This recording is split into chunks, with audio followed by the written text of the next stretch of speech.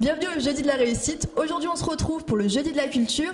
Il y a 5 intervenants dans la pièce d'à côté pour nous parler de leur métier. C'est parti!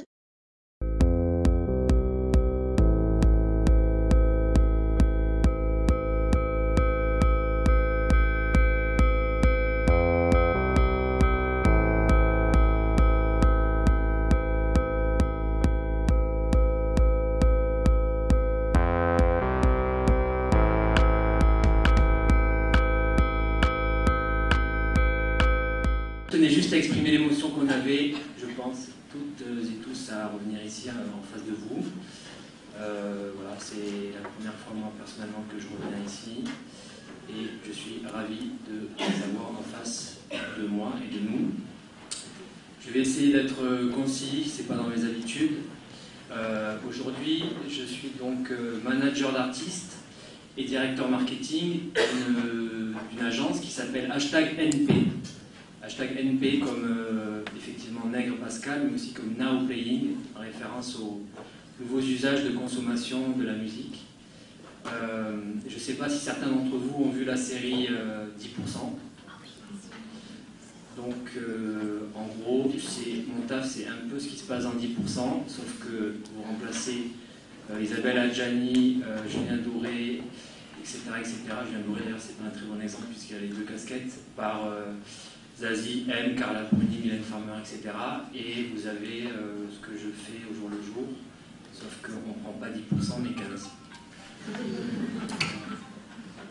Donc il y a peut-être une bonne idée, faire une série qui s'appellerait 15%, qui parlerait de la musique et de ce plaisir de travailler dans cette industrie. Donc évidemment, tout a commencé ici, quasiment au siècle dernier, puisque je suis arrivé à l'IEPDEX Sciences Po pour les intimes en septembre 2000. Donc j'ai pris un gros coup de vieux là cet après-midi, je vous remercie. J'ai été donc diplômé en 2004. Auparavant, j'avais eu un baccalauréat scientifique au lycée Michelet de Marseille, option européenne. Voilà. J'ai intégré Sciences Po Ex pour être journaliste à la base, parce que mon rêve était d'être journaliste sportif au Provençal, qui est un ancien quotidien marseillais. Aujourd'hui, la Provence existe et c'est la fusion entre le Provençal et la Marseillaise, pour ceux qui ne connaissent pas, un petit peu d'histoire des médias locaux. Et finalement, de fil en aiguille, en écoutant mon cœur, ma passion, je me suis retrouvé à travailler dans la musique. Donc j'ai choisi à Sciences Po en deuxième année l'option information communication. Mon année de césure, je l'ai faite à l'Olympique de Marseille dans un premier temps, à Marseille donc. C'est, pour ceux qui ne savent pas, c'est un club de foot qui avait du succès au siècle dernier. Donc ensuite à New York, chez Vivendi Universal. À l'OM, je travaillais à la communication et à New York aussi en tant que Corporate Communication Officer. Voilà, quatrième année à Sciences Po avec grand oral, mémoire. J'ai donc rédigé un mémoire sur Vivendi qui s'appelle L'aventure Vivendi Universal, un groupe de stratégie, qui est extrêmement intéressant, je vous invite à le consulter. Et ensuite, à l'issue de cette formation, j'ai passé de très bons moments ici. C'est aussi pour ça que je parlais d'émotion avant de revenir. C'est ce qu'on disait tout à l'heure avant d'arriver dans cet amphithéâtre, c'est que, évidemment, c'est un lieu dans lequel on tisse des relations qui sont importantes et qui sont structurantes et qui nous accompagnent tout au long de notre vie. Personne à ma gauche peut en témoigner. Nous ne sommes pas mariés. Nous ne sommes pas mariés. Presque. Enfin bon. C'est une longue histoire, mais bon, je vous l'expliquerai après, si ça vous intéresse. Sinon, donc voilà, donc à l'époque, l'IEP Sciences Po était une formation en 4 ans. Donc j'ai dû faire un Master 2 en communication des entreprises et des organisations internationales au CELSA à Paris. Donc voilà, j'ai déménagé à Paris en septembre 2004 et je suis depuis là-bas. J'ai effectué mon stage de fin d'études CELSA dans un label qui s'appelle Barclay, un label Universal Music France. Universal Music France étant une filiale d'Universal Music Group, qui est une entreprise possédée par Vivendi, anciennement Vivendi Universal. Donc j'ai fait ça pendant un an, j'ai été assistant en stage à la promotion et au marketing. Suite à ça, j'ai monté une entreprise grâce à laquelle j'organisais des soirées sur Paris et j'avais une émission de radio sur une petite radio communautaire. J'ai fait ça pendant un an, ça m'a permis de vraiment entrer dans le vif du sujet et de compléter mon réseau auprès des labels, puisque j'organisais des showcases d'artistes dans le cadre de mes soirées. Voilà, j'ai ensuite intégré un label qui s'appelle Deux Labels Hostiles chez EMI Music, qui est notre major. J'ai, en tant que chef de projet, c'est du marketing. Voilà, j'ai bossé sur plusieurs labels, Deux Labels Hostiles, Virgin, Blue Note, pendant 5 ans. Au bout de 5 ans, j'ai été débauché par Universal Music France et par le label Mercury Music Group. J'ai développé un label au sein du label Mercury qui s'appelle Island Motown France en tant que responsable marketing. Voilà, j'ai fait ça pendant 4 ans. Ensuite, j'ai pris la tête du département international du label Barclay, là où j'avais commencé plus de 10 ans auparavant. Jusqu'à l'année dernière, j'ai commencé à travailler avec Pascal Nègre sur un nouveau modèle de société à l'époque où lui quittait Universal Music. Et j'ai donc à ses côtés monté une entreprise de management d'artistes et de label services qui s'appelle #NP, que j'ai officiellement intégré au mois de janvier.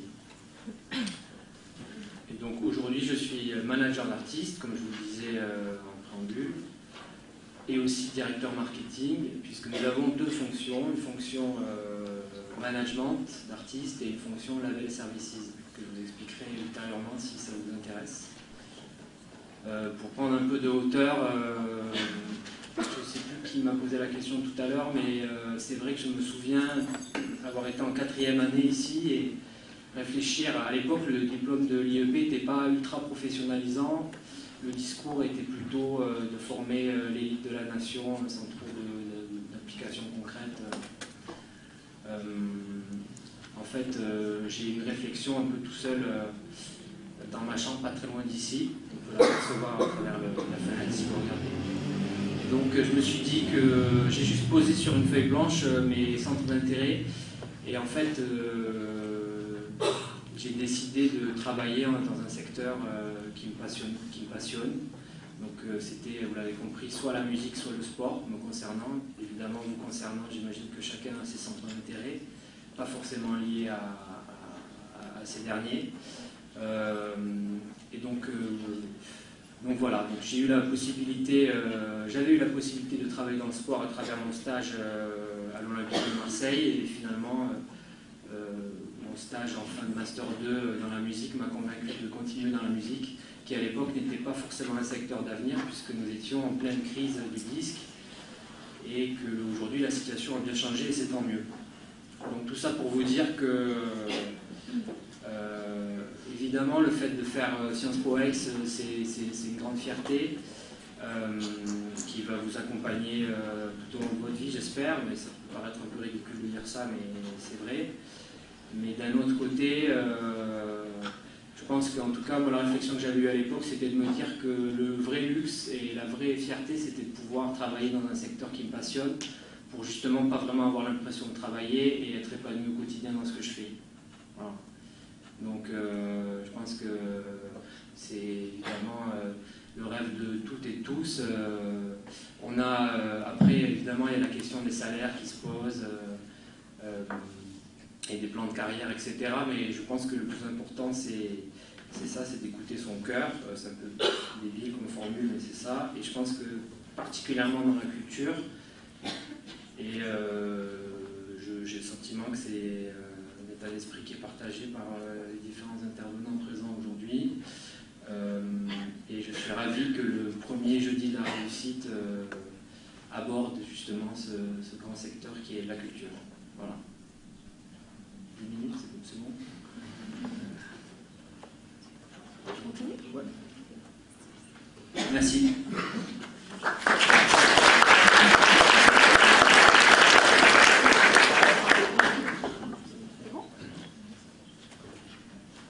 Donc, je suis Céline, j'ai intégré l'IEP en 2003 et donc je suis issue de la promo 2007 avec Anne-Sophie. On a un parcours qui se suit un petit peu. À l'IEP, j'étais en section service public. À partir de la deuxième année, je suis partie à l'étranger pendant mon année de césure en Jordanie, à l'Institut français d'Amman. Je suis partie en Jordanie parce que je voulais apprendre l'arabe. Et il se trouve qu'en arrivant en Jordanie, on m'a proposé de me charger de la création d'un opéra à Jerash, donc dans un pays où la culture de l'opéra n'est pas du tout présente. Ça a été un projet qui m'a beaucoup amusée et qui m'a fait découvrir l'opéra, puisque je m'en suis occupée pendant 9 mois. J'ai poursuivi avec un CDD toujours à l'Institut français.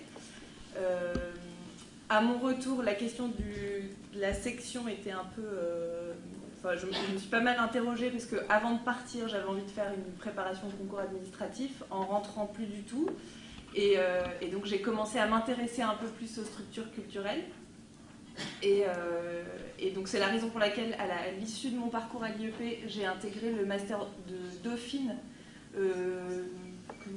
234, Management des organisations culturelles. Donc avec une période universitaire de 6 mois et un stage ensuite. Et à l'issue de ma formation, j'ai intégré le Festival d'Aix, donc en stage pour développer un club d'entreprise. Donc déjà pendant le Master 2, je m'intéressais beaucoup aux questions de mécénat et de nouveaux modèles, en tout cas économiques, sur les structures culturelles. Et donc j'ai fait mon stage au Festival d'Aix dans le cadre du Club Camprade, qui est un club d'entreprise qui réunit une trentaine d'entreprises de la région, qui était en développement à ce moment-là, qui avait été créé en 2007. Et donc l'idée, c'était d'accompagner le développement de ce club, qui aujourd'hui existe toujours.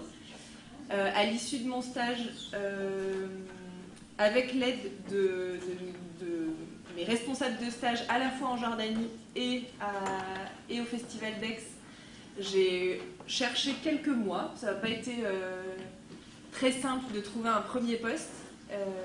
Et j'ai finalement intégré la Cité de l'Architecture et du Patrimoine, donc qui est au Palais de Chaillot à Paris, pour m'occuper. J'avais une double mission, à la fois sur l'événementiel. Le musée venait d'ouvrir à ce moment-là, on était encore en période post-ouverture, et donc il y avait beaucoup de soirées et voilà, d'événementiel d'entreprise, et aussi pour développer un club d'entreprise mécène. J'y suis restée un peu plus d'1 an. Et le Festival d'Aix m'a proposé de revenir alors pour le Festival d'Aix, mais pas à Aix, puisque je travaille à Paris. Et donc je suis au Festival d'Aix depuis 2009.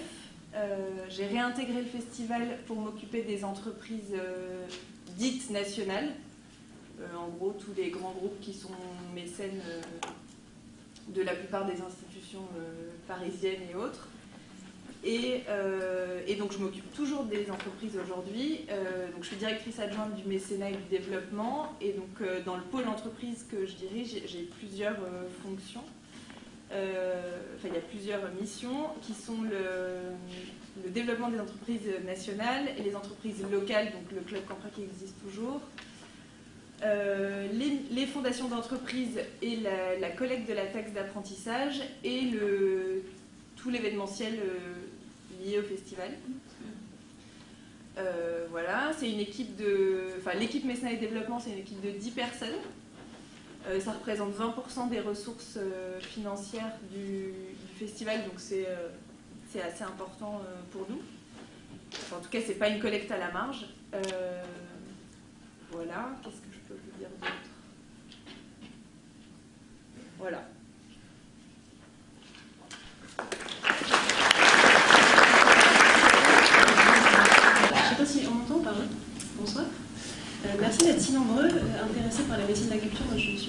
impressionné que vous soyez aussi nombreux et j'espère que l'on vous donnera ce soir envie de persévérer dans cette voie.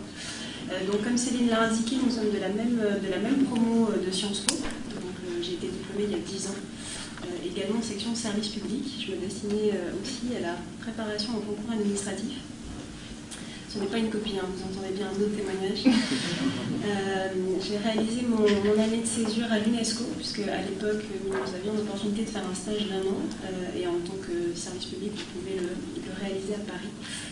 Donc ça m'intéressait beaucoup quand même d'avoir une expérience dans le secteur culturel, déjà une première expérience, parce que j'étais attirée par cet environnement. Je l'ai réalisé en fait au sein d'une ONG qui est très proche de l'UNESCO, qui s'appelle l'ICOM, qui est le Conseil international des musées. Et c'est une expérience qui m'a beaucoup marquée. J'ai réalisé cette même année-là un stage concours en administration centrale, quand même pour faire écho à ma formation plus directement à Sciences Po. Et cette dernière expérience-là m'a un petit peu fait me poser un certain nombre de questions aussi sur mon souhait de préparer le concours administratif. Et en effet, comme Céline, à mon retour à l'IEP, j'ai souhaité plutôt m'orienter vers une préparation, enfin vers un Master 2, puisqu'à l'époque, l'IEP ne proposait pas de Master 2 projet culturel ou direction projet culturel. Le Master 2 de Dauphine est un des plus anciens et encore un des plus réputés à ce jour. Je pense qu'on peut le dire, hein, c'est donné. Même si celui de Sciences Po doit être excellent. Donc avec un réseau d'anciens aussi très établi et très développé. Donc je l'ai intégré et disons que mon intérêt croisé à la fois pour toute forme de partenariat public-privé que l'on nous avait enseigné ici à Sciences Po, ma passion pour le secteur culturel ont fait que j'ai choisi le fundraising, donc la collecte de fonds privés pour la culture. Je me suis spécialisée à Dauphine puisqu'il y avait une majeure fundraising. J'ai fait donc depuis 10 ans de parcours professionnel uniquement dans la levée de fonds privés au profit d'institutions culturelles. Ça m'a permis de traverser différentes expériences dans toute taille d'institutions, privées, publiques, de la TPE culturelle, je dirais, aux plus gros établissements publics culturels français, puisqu'aujourd'hui je suis à la BNF et c'est le gros mammouth de la culture. Donc j'ai fait mon stage de fin d'études au Centre de musique baroque à Versailles, qui était vraiment là une niche, je dirais, mais j'avais l'opportunité de rejoindre l'équipe en tant que responsable des partenariats. Alors moi, tout mon parcours, c'est le fruit et le fil d'opportunités, de portes qui se sont ouvertes à la fois par le réseau et puis la qualité du diplôme aussi que nous avons. Donc très rapidement, après le Centre de musique baroque, moi j'ai rejoint une fondation privée au nord de Paris, dans le Val-d'Oise, qui s'appelle la Fondation Royaumont, qui est un centre de formation de jeunes artistes dans le secteur musique et danse.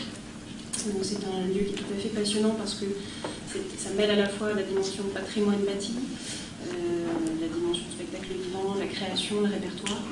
C'est un lieu qui est très riche. Là-bas, je pilotais une équipe de 2 personnes, donc pour la levée de fonds privés, pour toutes les cibles de mécènes possibles, entreprises, particuliers, fondations, en France et à l'étranger. J'y suis restée presque 7 ans. Et après, j'ai eu l'opportunité de rejoindre le musée du Louvre. Donc après cette expérience très forte, j'ai travaillé au fonds de dotation. Donc Asrar vous parlera tout à l'heure du musée du Louvre, lui de l'établissement public directement. Moi j'ai travaillé dans une structure de droit privé qui est aux côtés du musée, qui collecte des dons et qui les capitalise et qui ne reverse les revenus de ce capital au musée. C'est une structure assez puissante puisqu'elle est dotée d'un capital de 400 millions d'euros et c'est le deuxième plus grand fonds de dotation en France dans l'intérêt général. Et le premier dans le secteur culturel. Donc ça a été une expérience très intéressante. Donc là, j'ai travaillé beaucoup plus sur les très grands donateurs, dans le cadre d'une marque qui était très très forte. Et j'ai rejoint depuis le début de l'année maintenant un autre établissement public, qui est la Bibliothèque nationale de France, donc la BNF, qui est une bibliothèque de recherche, qui est toujours à Paris. Nous avons tous fait nos parcours à Paris d'ailleurs. Une question aussi intéressante, sauf Céline qui est un peu mixte. Voilà, il y a la BNF, donc je suis en charge là des grands projets. Donc ça concerne en fait concrètement les très grands donateurs, entreprises et particuliers. Et nous avons l'objectif, la mission que l'on me confie, c'est de lever 16 millions d'euros sur 4 ans. Pour vous donner une idée des montants aussi et des volumes que l'on peut que l'on peut toucher pour restaurer le site historique de la BNF, qui est le site Richelieu, entre le Louvre et l'Opéra. Voilà, donc peut-être vous dire aussi quand même en complément de nos présentations que nous travaillons tous dans le secteur culturel. Nous ne sommes peut-être pas très représentatifs des métiers de la culture, vous l'aurez compris, puisque nous sommes sur 5 personnes, 4 qui travaillent dans le mécénat, avec des parcours assez proches, puisque ces derniers mois ont fait par exemple le même cursus universitaire. Donc voilà, vous dire que ce sont des métiers très intéressants. Je pense que ce sont des métiers qui nous attirent quand on est à Sciences Po, parce qu'ils demandent une grande polyvalence, une grande curiosité intellectuelle, une très bonne culture générale. Et voilà, sachez qu'il y a d'autres métiers dans le secteur culturel, mais je laisse la parole à mes 2 autres collègues qui travaillent aussi dans le mécénat, mais qui sont tout à fait passionnés.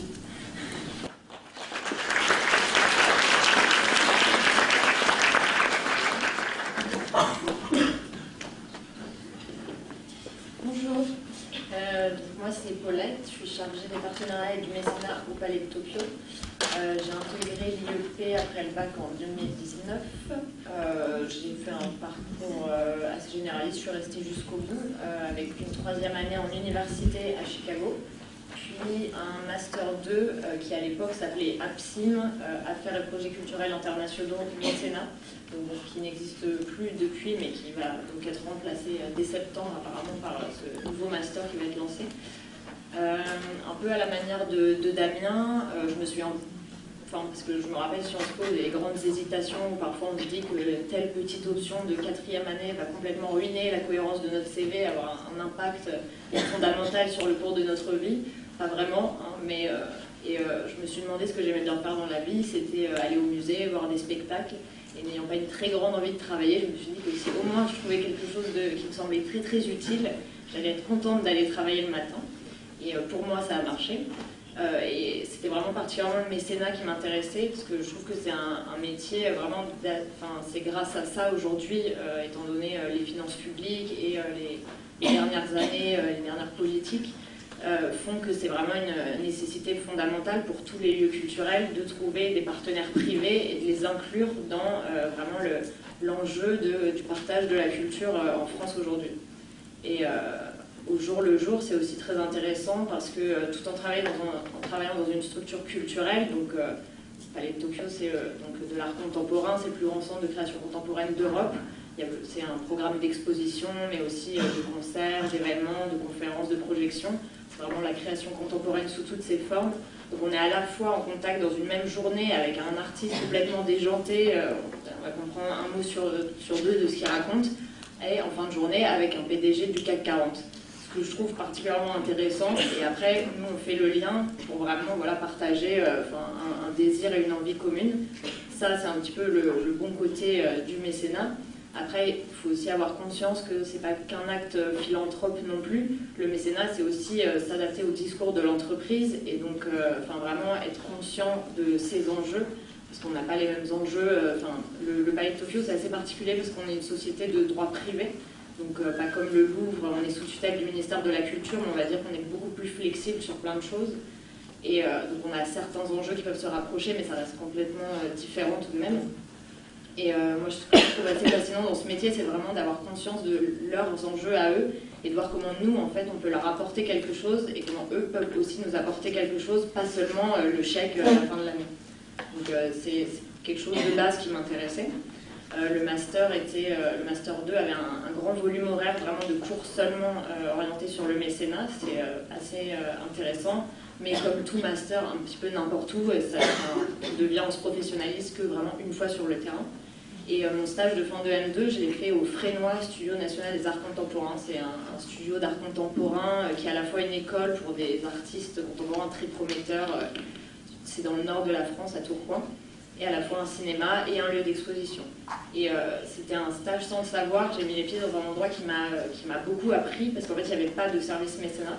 Donc en fait, j'étais toute seule à m'occuper de ça, vraiment débarquer de l'école. Donc c'était un petit peu, quand j'y repense, c'était assez fou. Mais j'étais directement en contact avec la directrice de la communication et l'administratrice. Et en fait, pour le coup, se former sur le tas, c'était vraiment super bien. Et je pense que c'est ça qui a fait qu'ensuite, j'ai pu enchaîner sur le Palais de Tokyo, que je n'avais pas eu d'ailleurs quand j'avais postulé pour un premier stage. Donc voilà, il ne faut pas abandonner. Et donc là, maintenant, ça fait 3 ans que je travaille au Palais de Tokyo, donc dans le service du développement économique. Donc je m'occupe à la fois des partenaires qui sont déjà présents, pas toute seule, on se les partage. Le fait est qu'il faut qu'ils soient toujours contents, dès qu'ils ont envie de quelque chose, il faut être présent pour répondre à leurs besoins. Et ensuite, évidemment, tout ce qu'on appelle la prospection, c'est-à-dire rechercher en fonction de la programmation, en fonction du lieu, des partenaires qui seraient susceptibles de partager un petit bout de l'aventure. Donc voilà, et ce que je peux préciser, le Palais de Tokyo est une structure assez atypique, dans le sens où on a 66% de ressources propres, donc c'est énorme en France, donc on a des objectifs assez conséquents. Et grosso modo, la subvention, ça nous permet de payer les salaires. Donc en fait, tout ce qui se passe au Palais de Tokyo, c'est grâce aux partenaires, pas que aux partenaires, on a aussi des restaurants, par exemple une boîte de nuit, donc on touche aussi une partie de leur chiffre d'affaires. Enfin voilà, il y a les ressources propres, c'est pas que le mécénat, mais c'est quand même une grande partie. Et en fait, ce qui est intéressant dans une structure qui a autant de ressources propres, c'est-à-dire que tout le monde au Palais de Tokyo, dans les bureaux, est conscient que c'est absolument fondamental. Donc si demain j'appelle une commissaire d'exposition pour lui demander de venir à un rendez-vous avec moi pour rencontrer telle personne d'une entreprise, elle ne va pas me dire qu'elle n'est pas disponible. Ce qui est assez agréable, enfin, c'est un confort quand on travaille dans le mécénat, parce que c'est pas forcément comme ça dans toutes les structures. Donc voilà. Et sinon, si je peux donner un conseil, c'est peut-être suivre ses envies et être patient et savoir que on arrive sur un marché du travail qui est, il faut le dire, complètement bouché, mais que à chaque fois, c'est pas, moi je me rappelle, on disait en rigolant qu'on avait le master 1 chômeur parce que c'était culture et société et qu'on était 20 et que tout le monde était en entreprise ou affaires publiques, mais au final, sur les 20, on a tous trouvé quelque chose qui nous plaît plus ou moins. Je pense qu'il faut, c'est quand même l'âge où il faut s'écouter. Et voilà, après, comme partout, il y a 50% de chance et 50%, il faut faire le taf quand même, pas être complètement nul sur le terrain, quoi, mais ça s'apprend en cours de route. Voilà.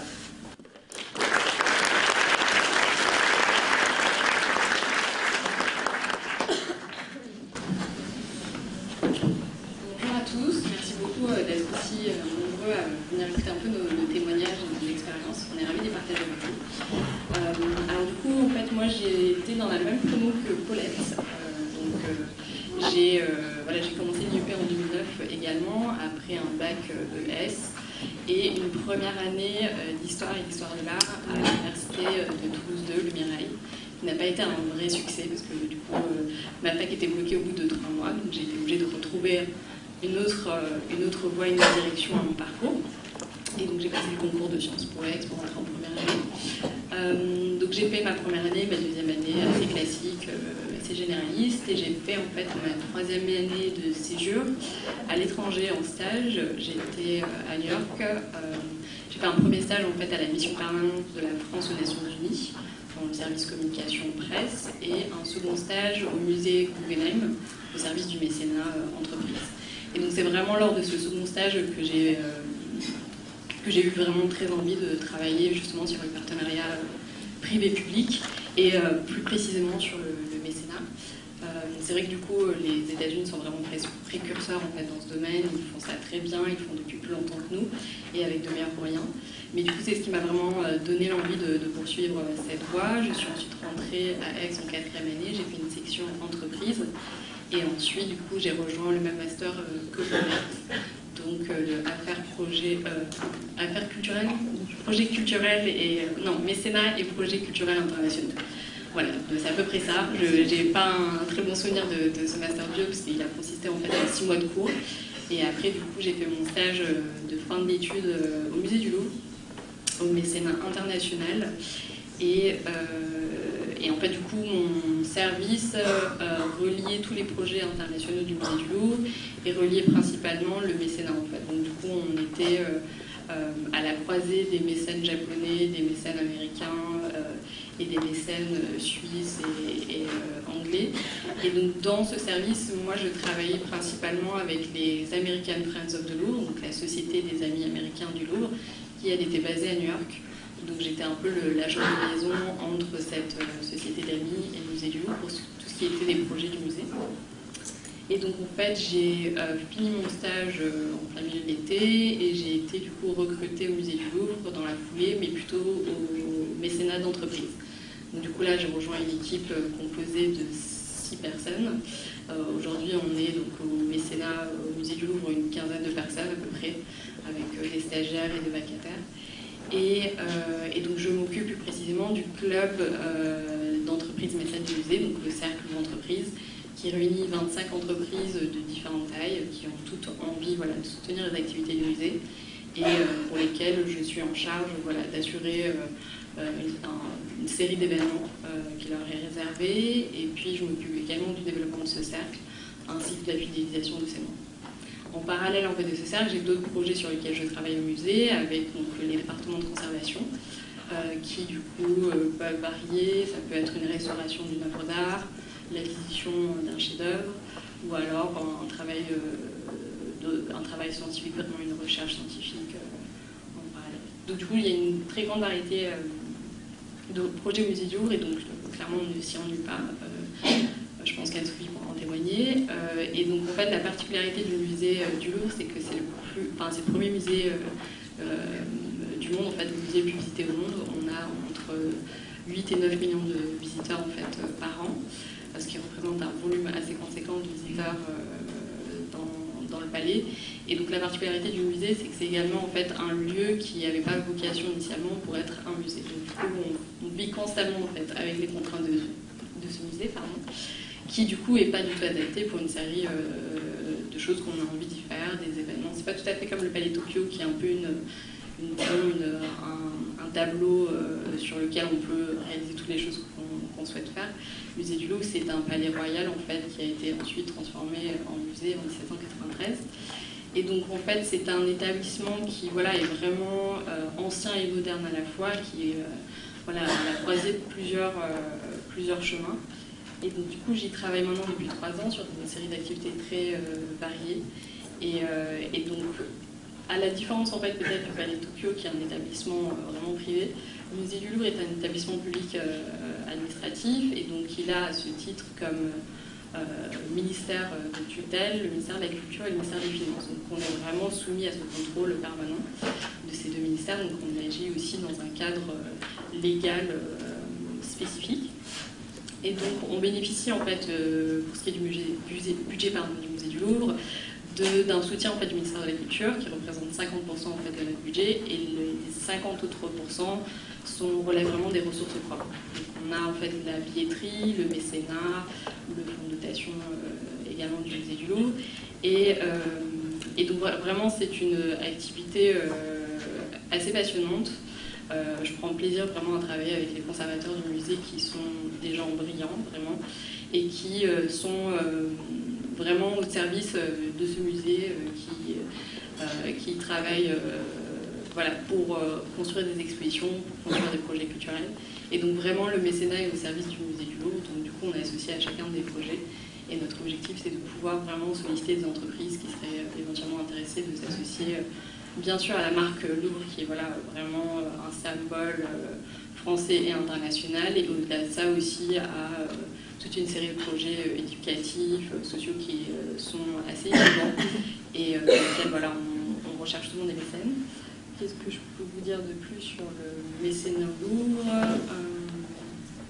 Peut-être qu'en fait on a aussi un rôle un peu de pionnier en fait, dans le domaine du mécénat, parce qu'il faut savoir que la loi du mécénat était un peu coécrite avec le musée du Louvre, et donc du coup on est extrêmement surveillé à cause de ça, mais aussi vraiment aux avant-postes en fait, de ce qui se fait en termes de mécénat, pour ce qui est des partenariats et pour ce qui est aussi des partenariats privés de façon générale, et des partenariats commerciaux également. Donc du coup ça c'est aussi une partie très intéressante du métier et du travail au musée du Louvre, c'est que du coup on est confronté sans arrêt à de nouvelles problématiques pour lesquelles on doit trouver des solutions, et pour lesquelles en fait on doit trouver des solutions parfaites, disons, parce que justement on est un établissement public et on doit être irréprochable sur une série de choses. Et donc du coup ça c'est vraiment la partie la plus intéressante de mon métier. Et peut-être pour ce qui est du conseil, vous dire que il ne faut toujours pas hésiter à poser des questions, parce que l'apprentissage se fait en permanence, surtout dans nos métiers qui sont assez récents en fait, du mécénat, parce que le partenariat privé c'est quelque chose pas très ancien, disons, et donc du coup, il ne faut pas hésiter à poser des questions, à être très curieux. Et du coup, je pense que c'est peut-être le conseil plus pertinent pour chacun d'entre vous, peut-être aujourd'hui. En tout cas, merci beaucoup d'être venus, et puis si vous avez des questions, n'hésitez pas.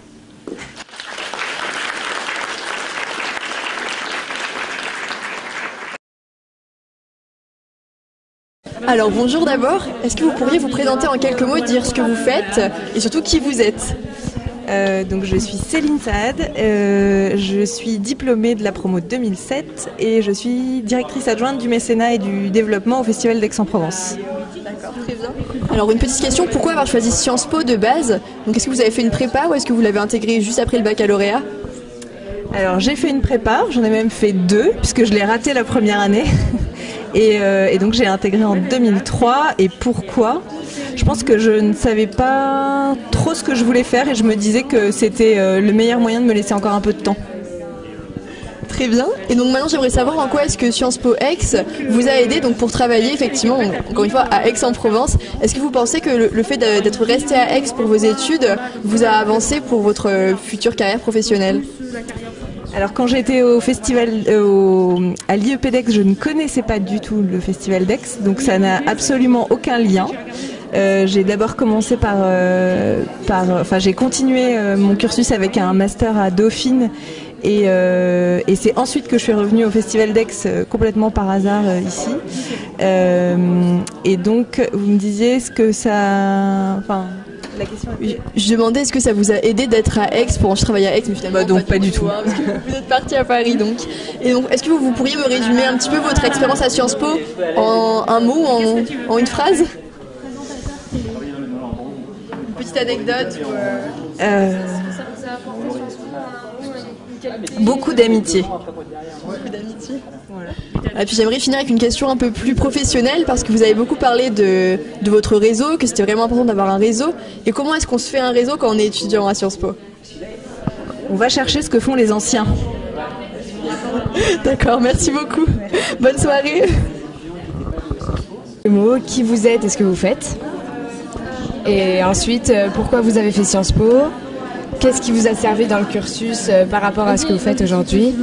Et puis, du coup, qui vous êtes et qu'est-ce que vous faites dans la vie? Du coup, je dois parler dans le micro. Ok, donc moi je m'appelle Paulette Serre. J'ai intégré Sciences Po après le bac. J'ai fait une filière générale et ma 3e année en université à Chicago. C'est en 4e année que j'ai vraiment su que je voulais travailler dans la culture. Donc j'ai fait le master 2 de Sciences Po spécialisé dans la culture.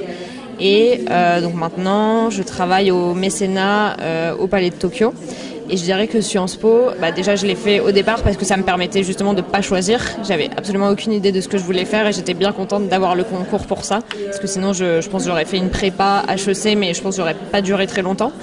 Et donc du coup voilà, ça m'a permis de prendre le temps. Et je sais que quand j'étais à Sciences Po, je me demandais à quoi ça nous sert de savoir tout ça.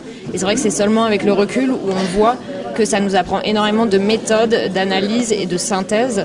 Et sur le moment, on s'en rend pas trop compte parce qu'on est juste là, mais j'ai oublié le cours du semestre dernier et donc à quoi ça sert? Mais en fait, c'est vraiment des méthodes de travail. Et dans le milieu du travail, on fait la différence on voit les méthodes de travail, on fait complètement la différence entre quelqu'un qui a fait Sciences Po et qui ne l'a pas fait. Et au final, c'est très très utile. Et vous venez de dire que vous avez fait une année universitaire à Chicago, donc vous n'avez pas fait de stage. Est-ce que ça vous a manqué quelque part dans votre cursus? Moi, je pense pas. Mais non, au contraire. Justement, ça reste une expérience complètement incroyable d'être à l'étranger pendant 1 an. Et paradoxalement, il s'avère que les Américains adorent les Français, donc j'ai même pas eu à chercher de travail. On m'en a proposé, donc il m'est arrivé de faire quelques petites choses, mais pas vraiment des stages.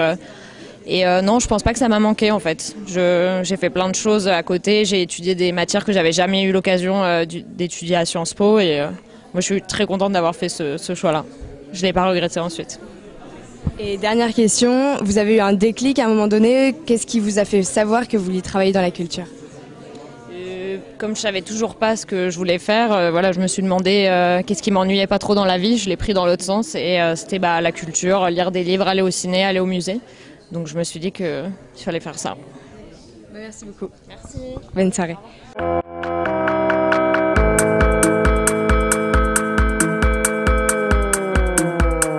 On se retrouve retrouve le 23 novembre pour le jeudi sur le thème des métiers des nouvelles technologies.